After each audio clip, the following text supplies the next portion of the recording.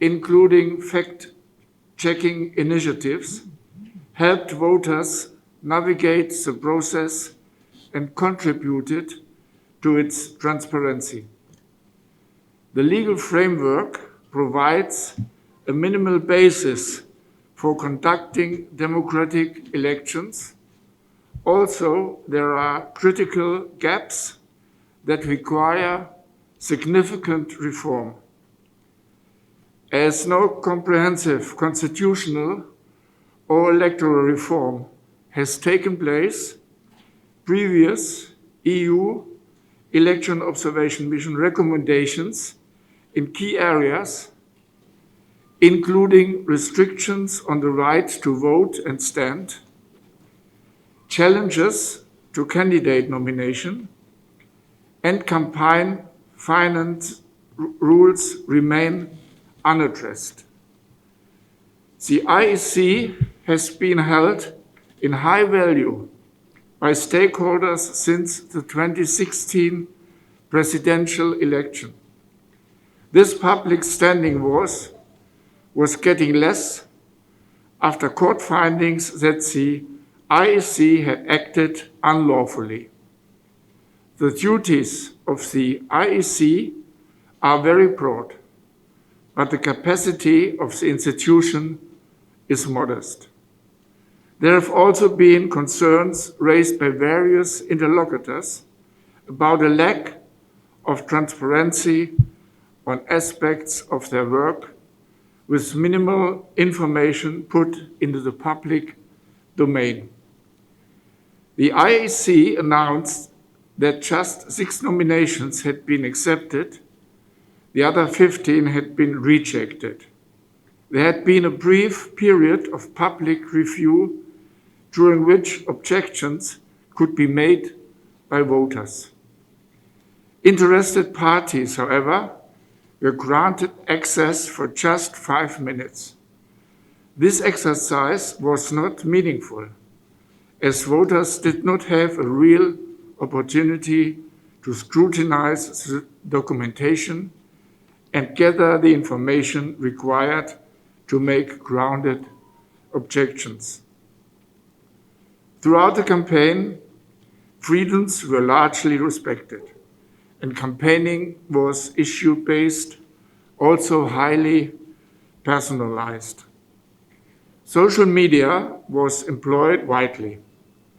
Throughout the country, campaigns met with voters extensively at large rallies in towns, down to small meetings at the village level. Women took an active part, also they were rarely in leadership positions. Lack of campaign finance regulation added to an unlevel playing field. This was shown by widespread distribution of goods and gifts, giving the incumbent an undue advantage. Despite journalists and citizens being able to voice their opinions, the media legal framework severely restricts freedom of expression. In practice, the allocation of TV licenses to big business undermined media freedom and pluralism.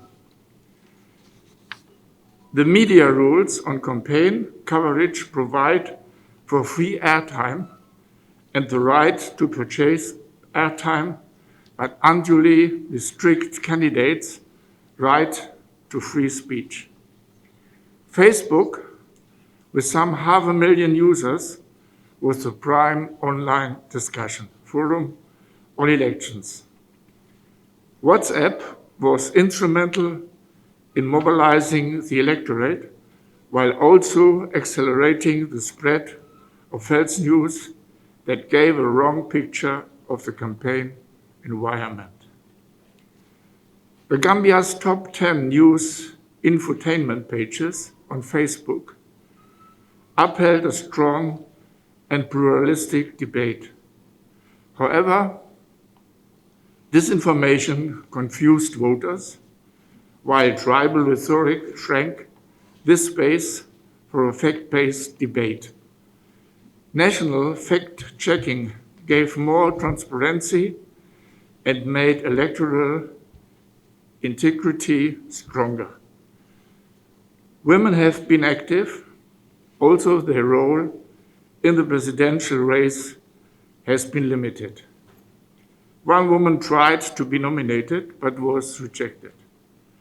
Further positive action is needed to promote political participation for dismissed groups. Election day was calm and voter turnout high, with long queues throughout the day. The overall performance of polling staff was assessed as good. Also, limited difficulties were observed. Some undermined the secrecy of the vote. Counting procedures were not always followed, and results forms were not always publicly posted or provided to candidate agents. Final results were announced with progress by constituency, which promoted transparency. Thank you very much. Very much to journalists, the media, and all the guests who arrived today, who attended our press conference. And I wish you a good day, and thank you very much for coming and attending. Goodbye.